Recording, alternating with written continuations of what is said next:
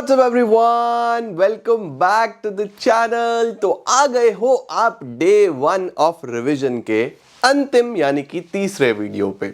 तो आप लोगों को पता ही होगा कि 5 बजे 7 बजे 9 बजे हमारे पास क्लास 11th का एक बहुत शानदार रिवीजन हम लोगों ने आज से शुरू करा है और अगले 15 दिन में हम इस रिवीजन को ख़त्म भी करेंगे और बहुत शानदार तरीके से अपना पूरा सिलेबस रिवाइज करेंगे। तो आज हम लोग स्टार्ट करने जा रहे हैं माइक्रो इकोनॉमिक्स का बिल्कुल लास्ट यूनिट जो कि है price determination and simple applications. तो इसको हम बड़े ध्यान से सीखने वाले हैं, समझने वाले हैं और करने वाले हैं कंप्लीट। तो जाओ जाके कमेंट सेक्शन में अटेंडेंस लगाओ और उस पे जाके लिखो सर प्रेजेंट डे 1। चलिए जल्दी से लेट्स बिगिन।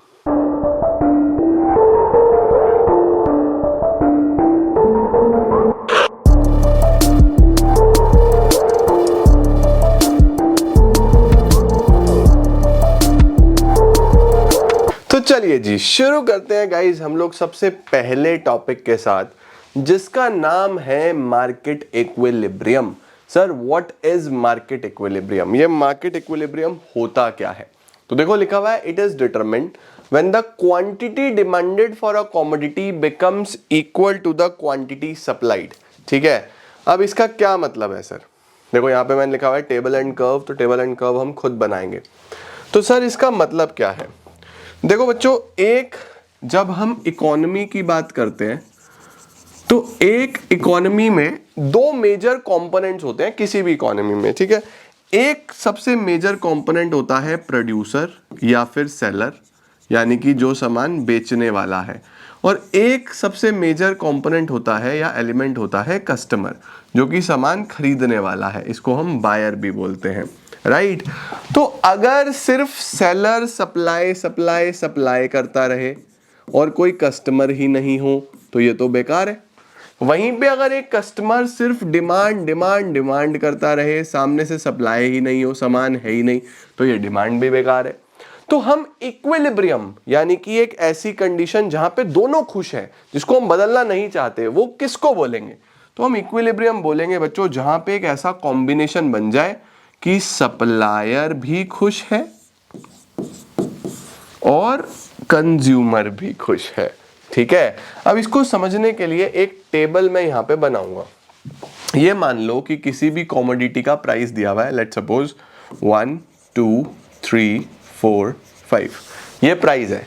ठीक है, अब प्राइस ये है तो डिमांड देखो कितनी हो रही होगी गाइस। अगर प्राइस बढ़ रहा है तो लॉ ऑफ डिमांड क्या बोलता है कि डिमांड कम होगी। प्राइस बढ़ता है तो डिमांड कम होगी। सपोज यहाँ पे डिमांड 100 थी, फिर 80 हो जाएगी, 60 हो जाएगी, 40 हो जाएगी, 20 हो जाएगी। और प्राइस और सप्लाई का कैसा रिलेशन होता है? सप्लाई में बच्चों हम लोग पढ़ते हैं कि एक प्रोड्यूसर जब प्राइस बढ़ता है तो ज्यादा माल बेचने की कोशिश करता है। सर ज्यादा माल बेचने की कोशिश क्यों करता है? क्योंकि उसको ज्यादा प्रॉफिट मिलता है। सीधी सीधी बात है ना यार, कि एक प्रोड्यूसर को अगर प्रॉफिट ज्यादा मिल रहा है तो वो ज्यादा बेचना चाहेगा। तो प्राइस बढ़ता है तो सप्लाई बढ़ती है, प्राइस बढ़ता है तो डिमांड कम होती है, प्राइस बढ़ता है तो सप्लाई बढ़ती है, राइट। तो सप्लाई यहाँ पे 20 40 60 80 100। तो आप देखो जब 1 रुपए की कोई कॉमोडिटी थी तो 100 यूनिट्स की डिमांड थी लेकिन सप्लाई सिर्फ 20 यूनिट की थी। ठीक है जी, जब 2 रुपए प्राइस हो गया तो डिमांड 80 हुई लेकिन सप्लाई अभी भी 40 ही है। जब 3 रुपए प्राइस हो गया, जब ये प्राइस 3 रुपए हुआ तो डिमांड भी 60 है, सप्लाई भी 60 है। क्या यहां पे दोनों मैच कर गए? जितना डिमांड हो रहा है उतना सप्लाई हो रहा है।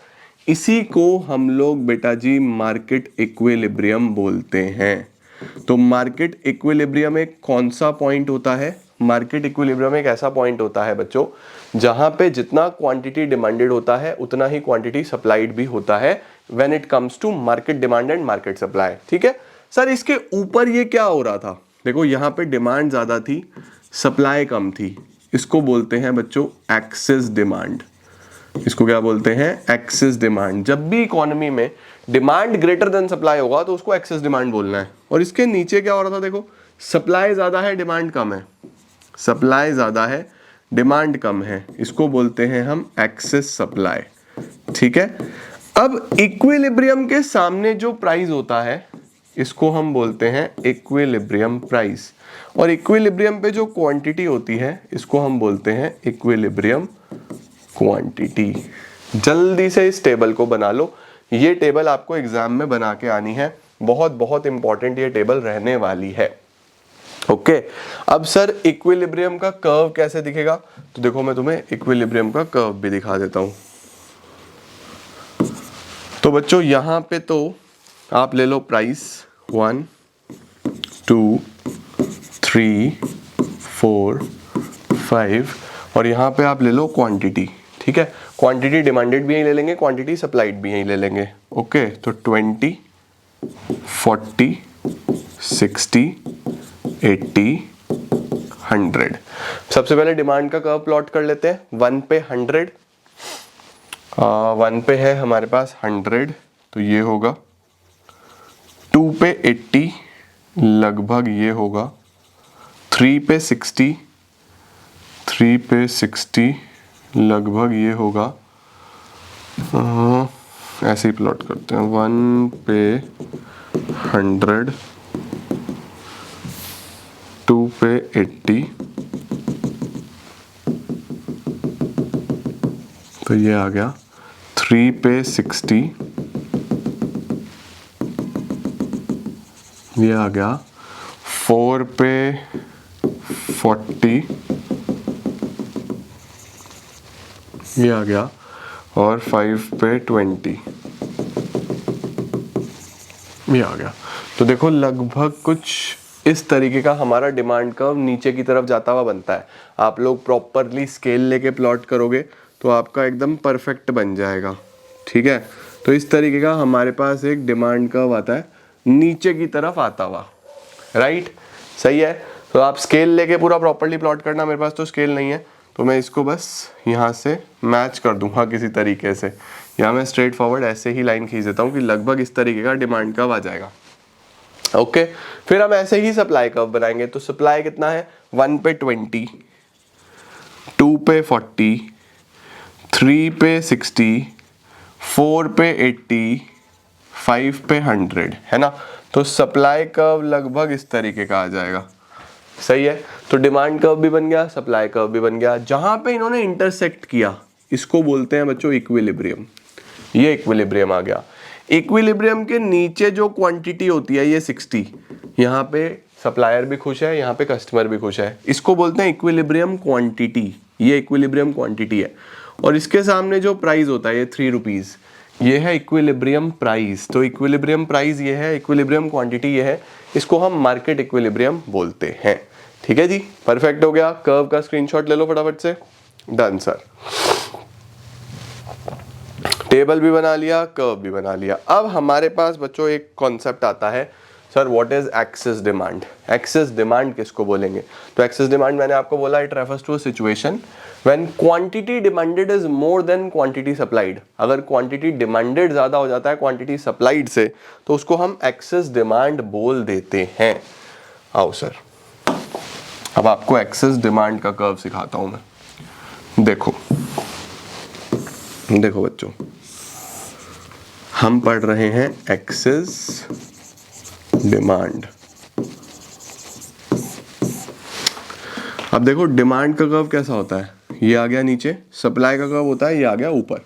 डिमांड और सप्लाई के कर्व ऐसे ही होते हैं। आपने डिमांड में डाउनवर्ड स्लोपिंग पढ़ा है, सप्लाई में अपवर्ड स्लोपिंग पढ़ा है। ये आपके पास इक्विलिब्रियम होता है, ये आपके पास इक्विलिब्रियम प्राइस होता है, ये आपके पास इक्विलिब्रियम क्वांटिटी होता है। ये फॉर शॉर्ट ऐसा ही होता है। राइट, अब इकोनॉमी में अगर प्राइस ऑफ द कमोडिटी कम हो, मतलब होना तो ये चाहिए, अगर प्राइस ऑफ द कमोडिटी कम हो, लेट सपोज ये अभी प्राइस चल रहा है, फिलहाल प्राइस कम है, फिलहाल P1 है, तो प्राइस कम होने से डिमांड पे क्या इंपैक्ट पड़ेगा, सर डिमांड तो बढ़ेगा। और प्राइस कम होने से सप्लाई पे क्या इंपैक्ट पड़ेगा, सर सप्लाई कम हो जाएगा। ये क्यों, क्योंकि लॉ ऑफ डिमांड ऐसा बोलता है, और ये क्यों, क्योंकि लॉ ऑफ सप्लाई ऐसा बोलता है। तो प्राइस अगर कम होता है तो सप्लाई कम होगा, ऐसा लॉ ऑफ सप्लाई बोलता है, क्योंकि प्रॉफिट मार्जिन कम होगा।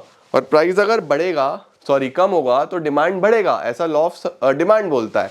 अब देखो प्राइस कम हुआ है तो हम यहां से चले, सबसे पहले मुझे मिला ये कौन सा कर्व, सप्लाई का कर्व। जब इक्विलिब्रियम था बच्चों, तो इक्विलिब्रियम पे देखो इतना ही डिमांड था, इतना ही सप्लाई था, डिमांड बराबर सप्लाई था ना। लेकिन अभी प्राइस कम है तो फिलहाल सप्लाई तो है इतना, सप्लाई कम हो गया है, देखो यहां से कम हो गया प्राइस कम होने पे, लेकिन डिमांड, चलते रहो, यहां पे डिमांड का कर्व मिला। तो जो डिमांड है बेटा जी वो हो रहा है इतना। तो अगर मैं ये बीच वाला लाइन हटा दूं, फिलहाल मैं ये बीच वाला लाइन हटा दूं, अगर यहां से इसको भी हटा देते हैं, इस डिमांड और सप्लाई को भी हटा देते हैं,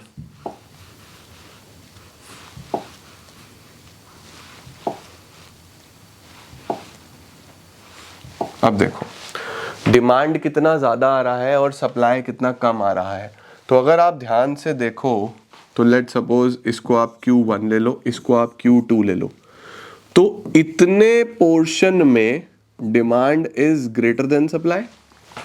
इसी डिमांड ग्रेटर देन सप्लाई को हम लोग क्या बोलते हैं, एक्सेस डिमांड।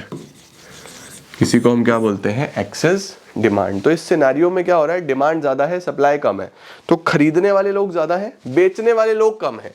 जब भी ऐसा होता है बच्चों कि खरीदने वाले ज्यादा है, डिमांड ज्यादा, किसी भी चीज का डिमांड बढ़ता है, तो अब उससे प्राइस पे क्या इंपैक्ट होता है। अब ध्यान देना बच्चों, डिमांड से प्राइस पे क्या इंपैक्ट होगा। अभी तुम क्या पढ़ रहे थे, प्राइस से डिमांड पे, ये दोनों उल्टी चीजें हैं, इनमें कंफ्यूज मत होना बिल्कुल भी। सर प्राइस अगर बढ़ता है तो डिमांड कम होती है, मैं मान गया। प्राइस कम होता है तो डिमांड बढ़ती है, मैं ये भी मान गया। लेकिन सर अगर किसी भी चीज की डिमांड बढ़ने लगे तो उससे प्राइस पे क्या इंपैक्ट आता है। कोविड में ऑक्सीजन सिलेंडर्स की डिमांड बढ़ने लगी थी, कोविड में मास्क की डिमांड बढ़ने लगी थी, सैनिटाइजर्स की डिमांड बढ़ने लगी थी, उससे प्राइस पे क्या इंपैक्ट आया। सर डिमांड अगर ज्यादा है तो प्राइस तो बढ़ेगा, है ना। तो प्राइस क्या होने लगेगा, धीरे धीरे बढ़ने लगेगा। तो प्राइस अगर ऊपर आता है, सपोज ये P2 हो जाता है, तो अब क्या होगा, देखो यहां से आपको डायग्राम इतना ही बना के आना है बस, एक्सेस डिमांड का, मैं समझाने के लिए बोल रहा हूं। कंपटीशन हो रहा है बायर्स में, अब इससे क्या होगा, देखो प्राइस बढ़ा तो सप्लाई थोड़ी सी बढ़ेगी, इतना हो जाएगा, डिमांड थोड़ी सी कम हो जाएगी, इतना हो जाएगा। तो देखो एक्सेस डिमांड अब इतना सा बचा, लेकिन अभी भी डिमांड ज्यादा है सप्लाई कम है, तो कंपटीशन चलता रहेगा और आप धीरे धीरे कहां पे पहुंच जाओगे, वापस से ये इक्विलिब्रियम पे पहुंच जाओगे। ठीक है, एक्सेस डिमांड शुरू में जो Q1 Q2 था वो धीरे धीरे कम होता होता और आप इक्विलिब्रियम पे आ जाओगे, राइट। तो एग्जामिनेशन में आप इस तरीके का एक डायग्राम बना के आ सकते हो। देखो जरा क्या लिखा हुआ है, The excess demand of Q1 Q2 will leads to competition amongst the buyers। Buyers में कंपटीशन होगा क्योंकि सबको सामान खरीदना है।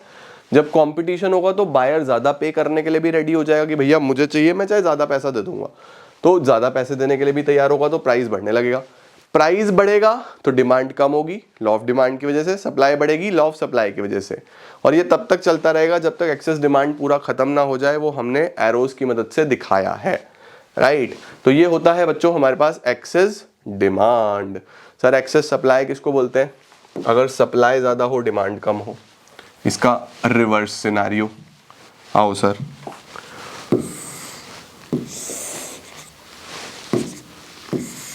ये डिमांड है, ये सप्लाई है, ये इक्विलिब्रियम है, मार्केट इक्विलिब्रियम इसी को बोलते हैं।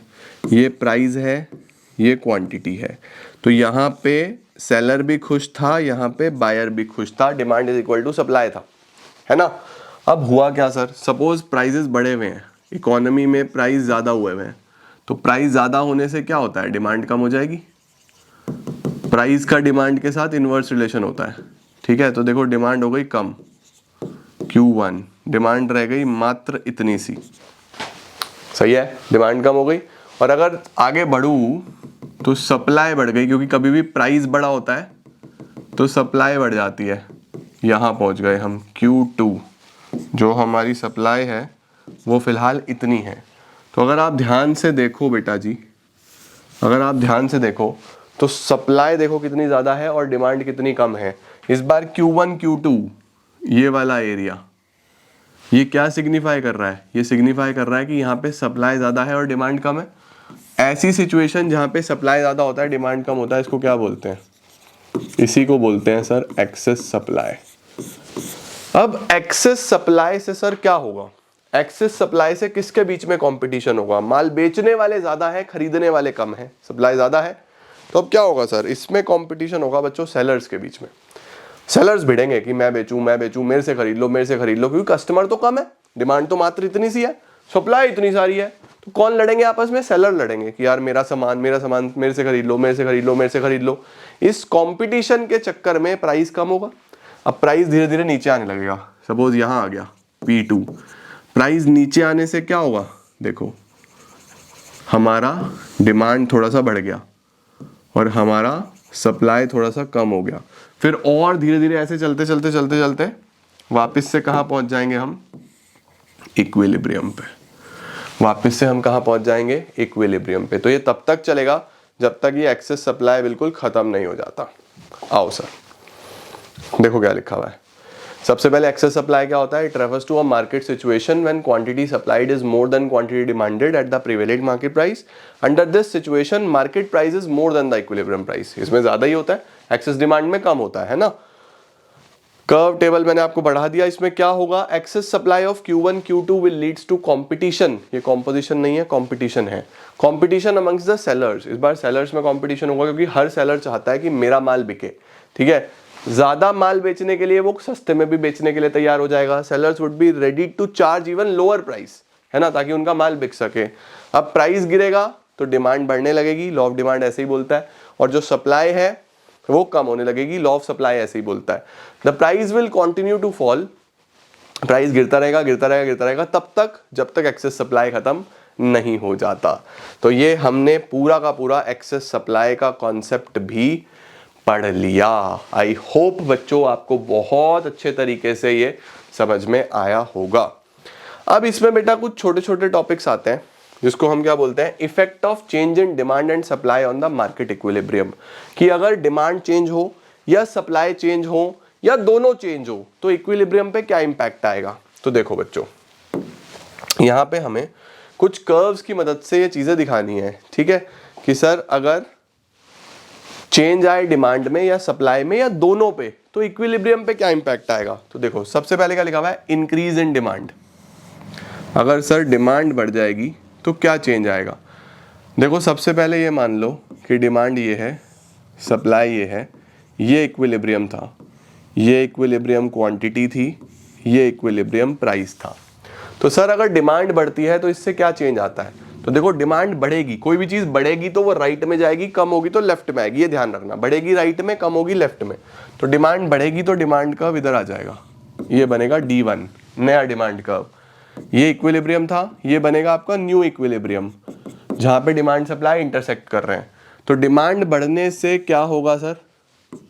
प्राइस बढ़ के P से P1 पे आ गया और क्वांटिटी भी जो है वो बढ़ के Q से Q1 भी आ गई। तो इंक्रीज इन डिमांड से क्या होगा? Price will increase, quantity will also increase. तो इस तरीके से हम दिखा के आ जाते हैं कि अगर डिमांड बढ़ती है तो उससे प्राइस बढ़ता है और क्वांटिटी भी बढ़ती है। ठीक है जी, परफेक्ट हो गया। सर अगर डिमांड कम हो जाए फिर क्या होगा? आओ जी, डिमांड कम हो जाए तो क्या होगा? अब इसको देखने की कोशिश करते हैं। ये डिमांड है, ये सप्लाई है, ये इक्विलिब्रियम है, ठीक है, ये इक्विलिब्रियम प्राइस है, ये इक्विलिब्रियम क्वांटिटी है। तो सर अगर डिमांड कम हो जाए तो क्या होगा? तो देखो बच्चों, डिमांड कर्व लेफ्ट में आएगा, इस बार इधर आ जाएगा लेफ्ट साइड में। बढ़ता है तो राइट में जाता है, कम होता है तो लेफ्ट में आएगा D1। अब इससे नया इक्विलिब्रियम ये बना, तो देखो प्राइस भी नीचे की तरफ आएगा P से P1 और क्वांटिटी भी लेफ्ट में आ जाएगी Q से Q1। तो इससे क्या होगा? Price will decrease, quantity will also decrease. Quantity भी कम होती चली जाएगी। बस ये आपको कर्व्स बनाने आने चाहिए। ओके सर, अगर सप्लाई बढ़ जाए तो क्या होगा? आओ चेक करें। तो ये है डिमांड कर्व, ये है supply curve, equilibrium, equilibrium price, equilibrium quantity. Supply बढ़ेगा तो सप्लाई का कर्व राइट में शिफ्ट होगा इधर S1। सप्लाई का कर्व राइट में आ गया बच्चों, ये नया इक्विलिब्रियम होगा, E1 ये E था, तो यहां पे अब देखो क्वांटिटी तो बढ़ गया, प्राइस कम हो गया, तो हम क्या बोलेंगे, प्राइस फॉल होगा, प्राइस फॉल होगा लेकिन क्वांटिटी बढ़ जाएगी। तो आप इस तरीके से लिख के आओगे कि price will fall, quantity will increase. ठीक है। डिक्रीज इन सप्लाई, सर अगर सप्लाई कम हो जाए फिर क्या होगा, ये डिमांड है, ये सप्लाई है, ये इक्विलिब्रियम है, equilibrium price, equilibrium quantity. Sir अगर सप्लाई कम हो जाए तो सप्लाई का कर्व लेफ्ट में आ जाएगा, तो ये नया इक्विलिब्रियम होगा, इससे प्राइस तो बढ़ रहा है लेकिन जो क्वांटिटी है वो कम हो रही है, तो हम बोलेंगे कि प्राइस तो बढ़ेगा, क्वांटिटी कम हो जाएगी। तो इस तरीके से बेटा आपको लिखना होता है कि increase in demand, increase in supply, decrease in demand, decrease in supply से कैसा इंपैक्ट आता है इक्विलिब्रियम पे, प्राइस पे और क्वांटिटी पे। ठीक है जी, डन सर। अगले कौन से हैं, both demand and supply decreases. अगर डिमांड और सप्लाई दोनों ही डिक्रीज हो जाए तो क्या होगा सर, आओ जरा देखें बना के। देखो जी,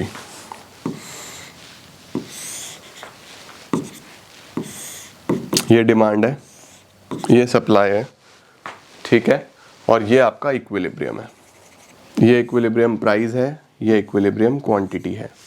हो क्या रहा है, जितना डिक्रीज इन डिमांड है उतना ही डिक्रीज इन सप्लाई है, दोनों को कम करना है।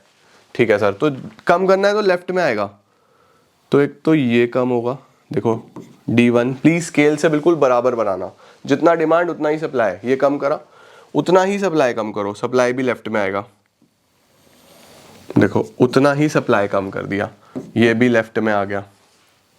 ठीक है, अब इससे क्या हुआ, पहला इक्विलिब्रियम ये था, नया इक्विलिब्रियम ये बन गया, this is the new equilibrium E1।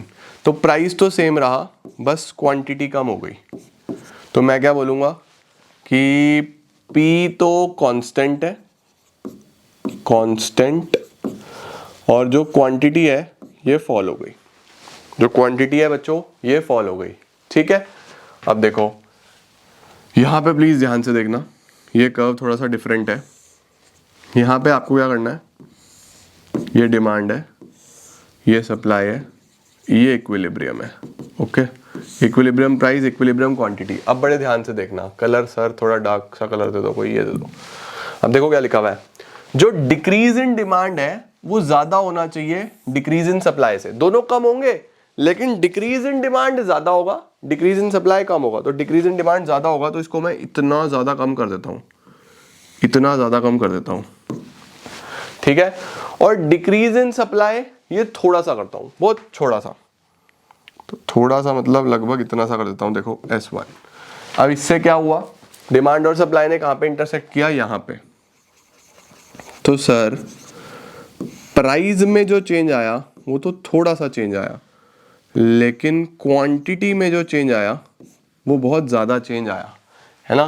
तो प्राइस फॉल होगा लेकिन थोड़ा सा, प्राइस होगा आपका फॉल लेकिन थोड़ा सा, क्वांटिटी फॉल होगी लेकिन बहुत ज़्यादा, तो हम लिखेंगे the fall in quantity is greater than fall in price, fall in quantity is greater than fall in price.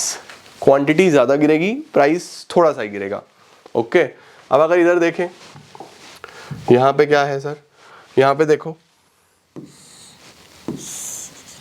यहाँ पे ये डिमांड है, सप्लाई है, इक्विलिब्रियम है, इक्विलिब्रियम प्राइस, इक्विलिब्रियम क्वांटिटी, ये है बच्चों। अब देखो क्या हुआ है, यहाँ पे भी था डिक्रीज इन डिमांड और डिक्रीज इन सप्लाई, होंगे तो दोनों कम, लेकिन डिक्रीज इन डिमांड कम होगा, डिक्रीज इन सप्लाई ज्यादा होगा, तो डिक्रीज इन डिमांड तो थोड़ा सा करते हैं, लो जी ये तो कर दिया decrease in demand, okay. Decrease in supply करते हैं बहुत सारा, लो जी ये कर दिया डिक्रीज इन सप्लाई, ये होगा नया इक्विलिब्रियम, तो प्राइस जो है वो बढ़ेगा, क्वांटिटी जो है वो कम हो जाएगी। तो इसमें क्या हुआ है, इसमें बच्चों हमारे पास जो प्राइस है वो तो इंक्रीज हो गया है और जो क्वांटिटी है वो डिक्रीज हो गई है।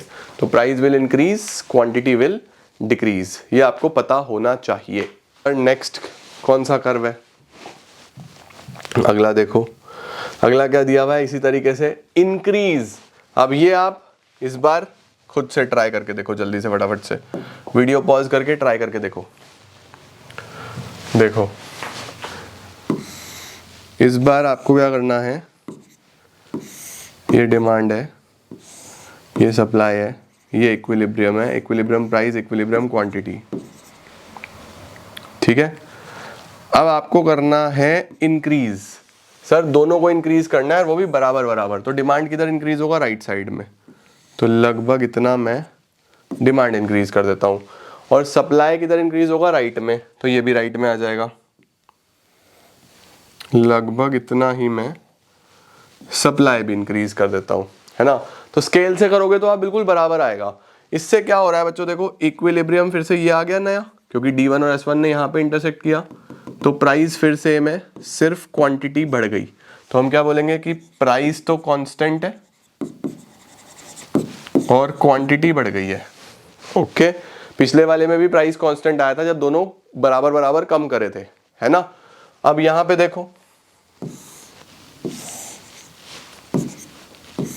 ये डिमांड है, ये सप्लाई है, ये इक्विलिब्रियम है, equilibrium price, equilibrium quantity, equilibrium price, equilibrium quantity. Sir increase in demand, increase in supply, दोनों बढ़ने हैं लेकिन डिमांड ज्यादा बढ़ेगा, तो डिमांड ज्यादा बढ़ेगा तो लो जी डिमांड को ज्यादा बढ़ा दिया।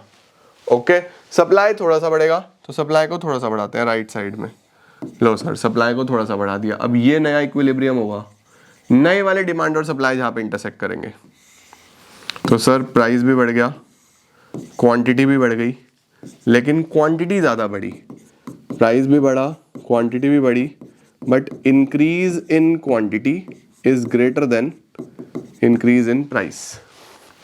ओके, चलो जी, अब यहां पे क्या होगा सर,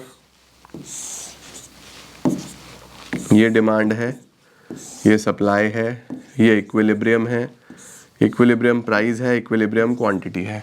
ओके, अब इंक्रीज इन डिमांड, डिमांड बढ़ेगा, सप्लाई भी बढ़ेगा, लेकिन इंक्रीज इन डिमांड कम होगा, इंक्रीज इन सप्लाई ज़्यादा होगा, तो इंक्रीज इन सप्लाई ज़्यादा है तो लो सर ये कर दिया इंक्रीज इन सप्लाई है बहुत सारा, और इंक्रीज इन डिमांड करो थोड़ा सा, इंक्रीज इन डिमांड करो थोड़ा सा, तो डिमांड का कर्व भी बढ़ेगा लेकिन थोड़ा सा बढ़ेगा। अब इससे क्या होगा, देखो ये नया इक्विलिब्रियम, ठीक है, प्राइस थोड़ा सा कम हो जाएगा, क्वांटिटी बढ़ जाएगी, तो हम बोलेंगे सर प्राइस कम होगा, क्वांटिटी बढ़ जाएगी, प्राइस फॉल हुआ, क्वांटिटी बढ़ गई। तो आपको इस तरीके से पता होना चाहिए। ओके, अगले क्या आ रहे हैं, इंक्रीज इन डिमांड। अब ये देखो, अब रिवर्स चलेंगे। सर रिवर्स का क्या मतलब है, रिवर्स का मतलब है एक बढ़ेगा एक घटेगा। अच्छा, ये भी वैरायटी ऑफ कर्व्स दे रहा है, ये आ गया डिमांड, ये आ गया सप्लाई, ये इक्विलिब्रियम, इसके सामने प्राइस, इसके सामने क्वांटिटी। अब हुआ क्या सर, अब देखो यहाँ पे लिखा हुआ है डिक्रीज इन डिमांड, डिमांड होगा कम, लेकिन जितना कम होगा उतना ही सप्लाई बढ़ेगा, तो डिमांड को कम करना, डिमांड को कम करता हूं मैं लगभग थोड़ा सा, डिमांड को कर दिया कम। ओके, सप्लाई को बढ़ाना है, इंक्रीज इन सप्लाई, सप्लाई बढ़ाना है इतना ही, ये स्ट्रेट लाइन बनेगी, ठीक है, स्ट्रेट लाइन बनाना, इतना ही मैंने सप्लाई बढ़ा दिया, तो इससे क्या चेंज आया, देखो नया इक्विलिब्रियम यहाँ पे आ गया और सिर्फ प्राइस फॉल होगा, तो क्वांटिटी कांस्टेंट है। अब देखो यहाँ पे क्वांटिटी कांस्टेंट आ गई और प्राइस फॉल हो गया। तो क्वेश्चन कैसा आता है, क्वेश्चन ऐसे ही आता है कि दो कर्व बना के दिखाओ जहाँ पे प्राइस कांस्टेंट आए और दो कर्व बना के दिखाओ जहाँ पे क्वांटिटी कांस्टेंट आए। तो आपको पता होना चाहिए कि कहाँ पे प्राइस कांस्टेंट आया था, कहाँ पे क्वांटिटी कांस्टेंट आई थी, ठीक है ना। पीछे अभी आपने कॉपी में बनाया है आपने। अब यहाँ देखो,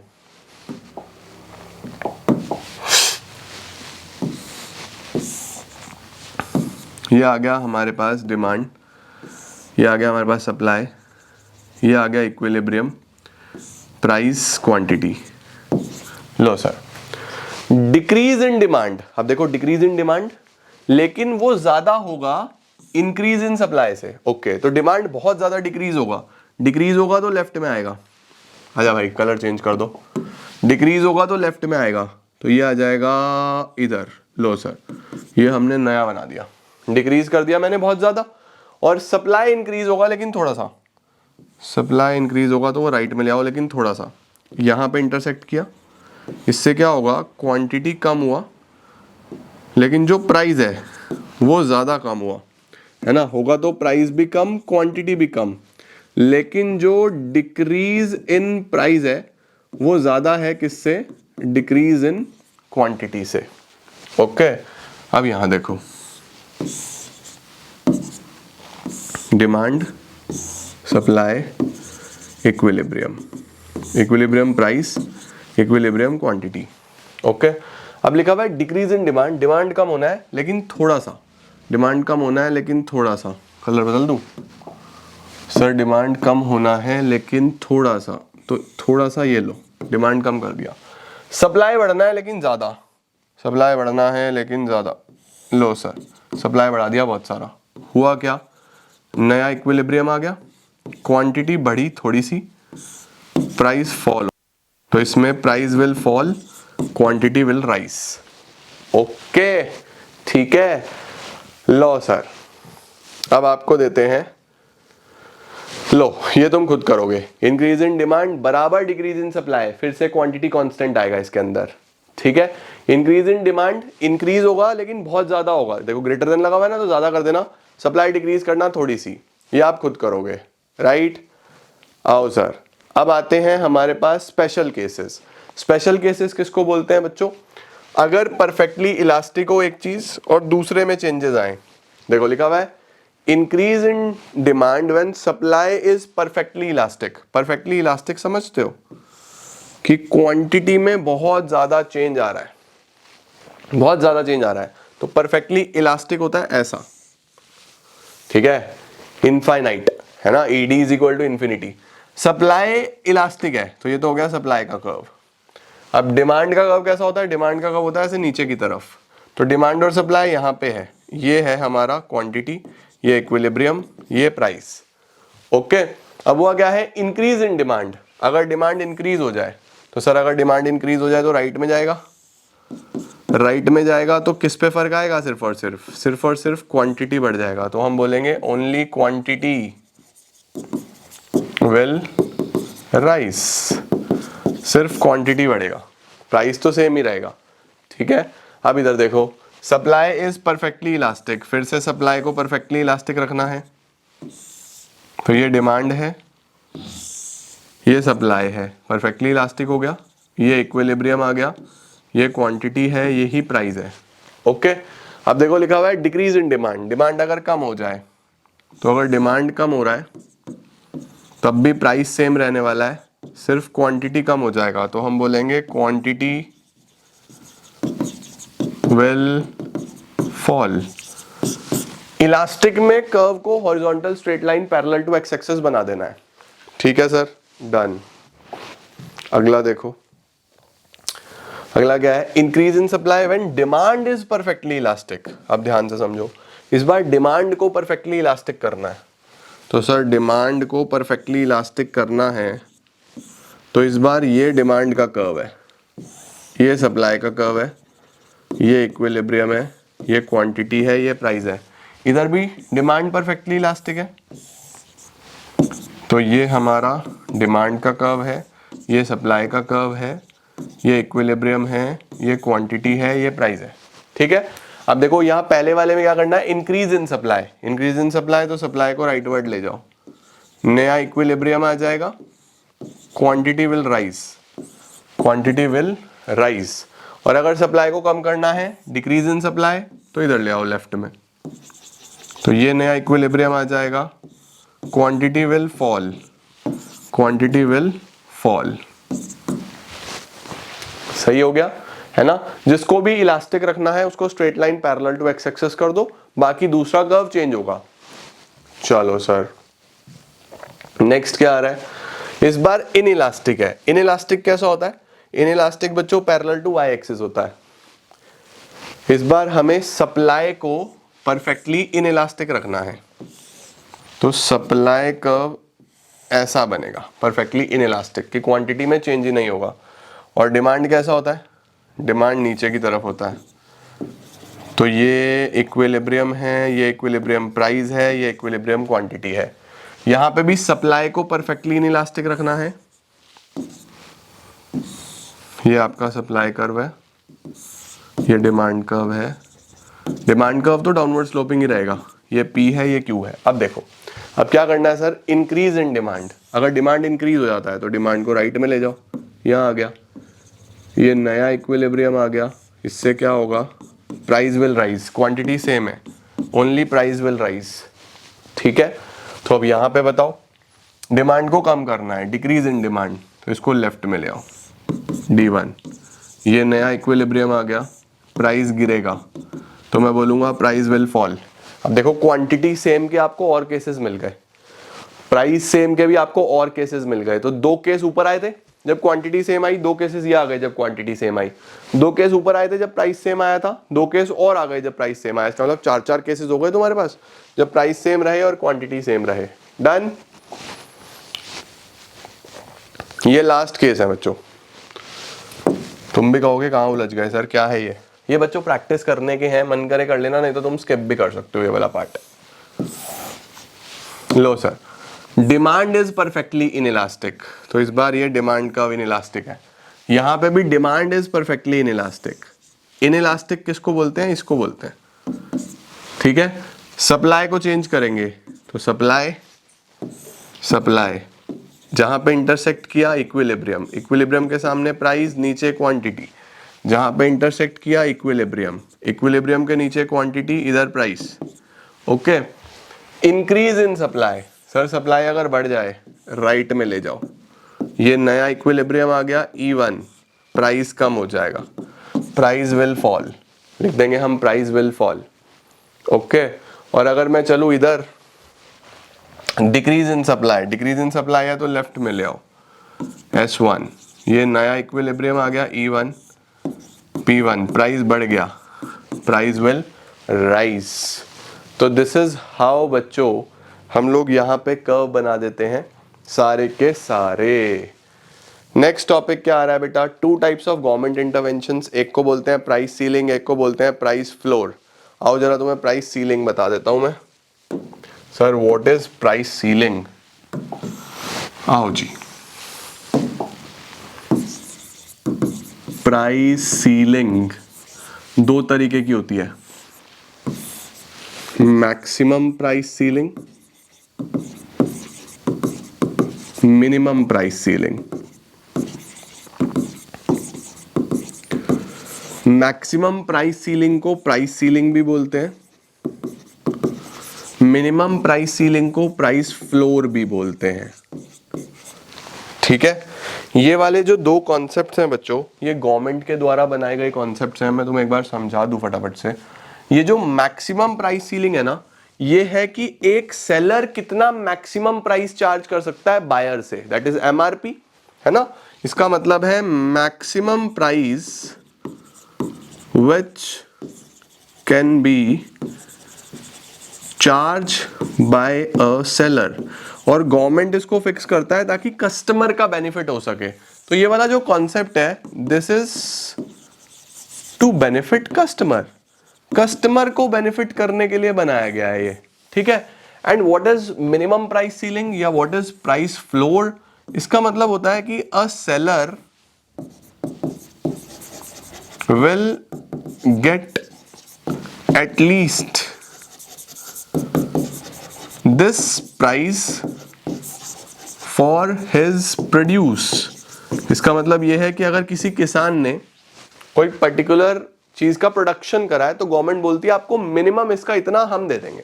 मतलब अगर आपने वीट का प्रोडक्शन करा है तो गवर्नमेंट बोलती है कि भैया हम आपको इसका 25 रुपए पर केजी दे देंगे, अगर इससे ज्यादा तुम्हारे से मार्केट में बिकता है तो तुम बेचो, हमें कोई प्रॉब्लम नहीं है। लेकिन अगर तुम्हें कोई 25 से नीचे दे रहा है ना, तो तुम्हें बेचने की जरूरत नहीं है, हमारे पास आ जाना, हम कम से कम तुम्हें 25 तो दे ही देंगे। मिनिमम सपोर्ट प्राइस भी इसको बोलते हैं। इसको क्या बोलते हैं, मिनिमम सपोर्ट प्राइस, है ना। ये किस लिए था, for the benefit of sellers, for the benefit of sellers. तो एक कॉन्सेप्ट बेनिफिट ऑफ कस्टमर्स के लिए था, एक कॉन्सेप्ट बेनिफिट ऑफ सप्लायर्स के लिए था। पहले इसको समझते हैं। सर मैक्सिमम प्राइस सीलिंग का मतलब क्या है? मैक्सिमम प्राइस सीलिंग का मतलब गवर्नमेंट ने बोला भैया एक सेलर कितना मैक्सिमम चार्ज कर सकता है कस्टमर से किसी पर्टिकुलर प्रोडक्ट के लिए, है ना। तो गवर्नमेंट ने बच्चों ये जो प्राइस है, ये जो मैक्सिमम प्राइस सीलिंग है, इसको गवर्नमेंट रखता है इक्विलिब्रियम प्राइस से थोड़ा सा कम। इक्विलिब्रियम ये है, इक्विलिब्रियम प्राइस ये आया, इक्विलिब्रियम क्वांटिटी ये आया। तो गवर्नमेंट बोलता है भैया ऐसा है, देखो हम चाहते हैं कि हर सेक्शन ऑफ द सोसाइटी तक प्रोडक्ट पहुंचे, ऐसा ना हो कि बेचारे अमीर अमीर तक पहुंचे और गरीब बेचारा ले ही ना पाए। तो हम चाहते हैं कि ये कम पे बिके। तो गवर्नमेंट कहाँ पे प्राइस सेट करता है? थोड़ा सा नीचे। गवर्नमेंट जब नीचे प्राइस सेट करता है तो उससे क्या होता है? उससे भैया सप्लाई कंपैरेटिवली कम हो जाती है और जो डिमांड है वो कंपैरेटिवली बढ़ जाती है ना।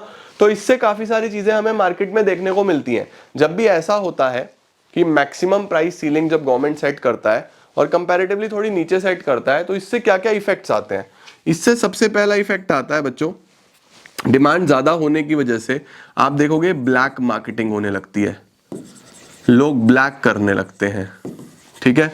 करप्शन होने लगता है, लोग काफी करप्ट हो जाते हैं, करप्शन करने लगते हैं। एक्सेस डिमांड हो जाता है, काफी ज्यादा डिमांड बढ़ जाती है। एक्सेस डिमांड होने की वजह से फिर महंगाई होने लगती है, इन्फ्लेशन देखने को मिलता है। तो बहुत सारे इसके कॉन्सिक्वेंसेस हैं या इम्प्लीकेशंस हैं जो हमें देखने को मिलते हैं। तो देखो एक बार मैं आपको ये पढ़ा दूं, क्या लिखा है देखो। Price ceiling refers to fixing the maximum price for a commodity at a price lower than the equilibrium price. Equilibrium से थोड़ा सा नीचे गवर्नमेंट सेट करती है इसको, ठीक है। इससे क्या होगा? The reason for price ceiling is that equilibrium price is too high to afford for common people. कई बार उनके लिए बहुत मुश्किल हो जाता है। In other words, it is the maximum price which a seller can charge from a customer. It is done by the government with the view to protect the interest of the consumers. इससे बच्चों कई बार shortage भी देखने को मिलती है ना, क्योंकि डिमांड बहुत ज्यादा है, सप्लाई बहुत कम है। इससे ब्लैक मार्केटिंग होगा, होर्डिंग होगा, राशनिंग होगा, करप्शन होगा।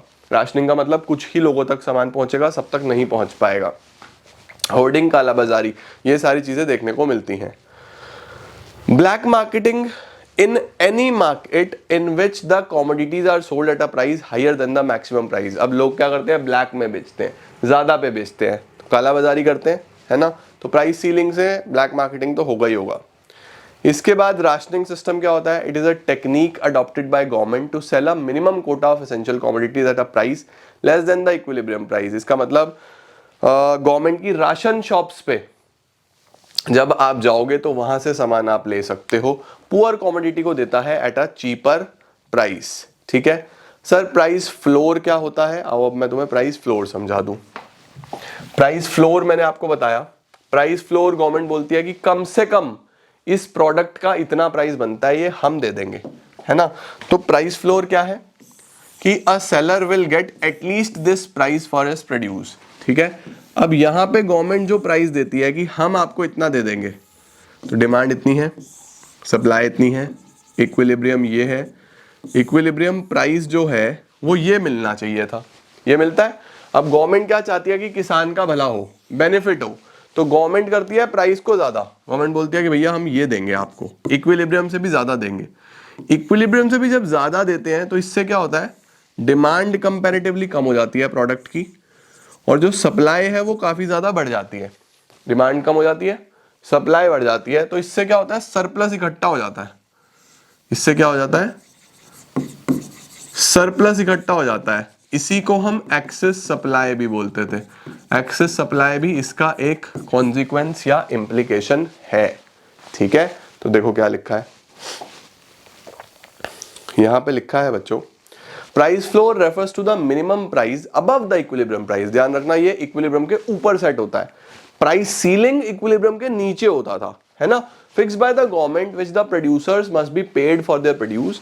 Need for price floor arises when government finds that equilibrium price is too low. सरकार को लगता है कि इक्विलिब्रियम प्राइस काफी कम है, ज्यादा मिलना चाहिए। This price is generally set above the equilibrium for various agricultural products जैसे व्हीट, शुगर केन वगैरह के लिए, और रीजन होता है to protect the interest of the producers. Curve मैंने आपको बना के दिखा दिया, सरप्लस है, कॉन्सेप्ट को बोलते हैं प्राइस फ्लोर।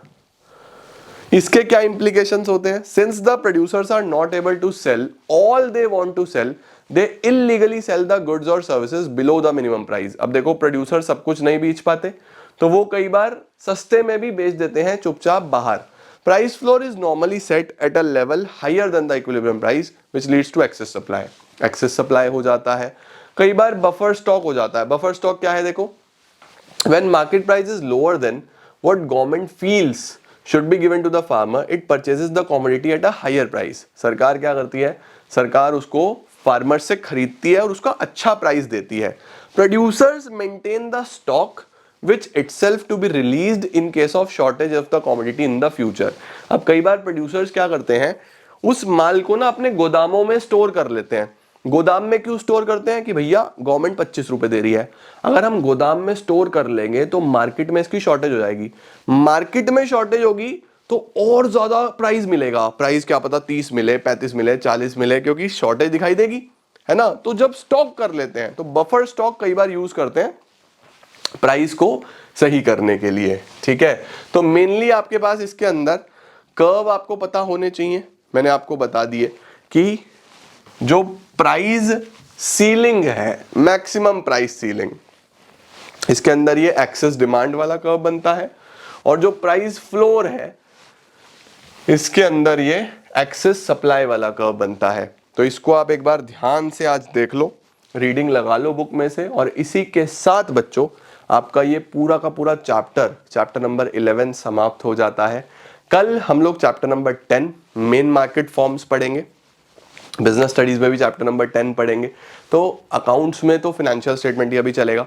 तो ऐसे ही चलता रहेगा, और अगले 15 दिनों में हम बहुत ही शानदार तरीके से हमारा पूरा सिलेबस रिवाइज कर लेंगे। तो मेक श्योर कि आप वीडियो को लाइक करो, कमेंट्स में अटेंडेंस लगाओ और सब तक शेयर करो। Alright, thank you so much guys for joining in. I am gonna see you all super soon. Till then see ya, take care, bye bye.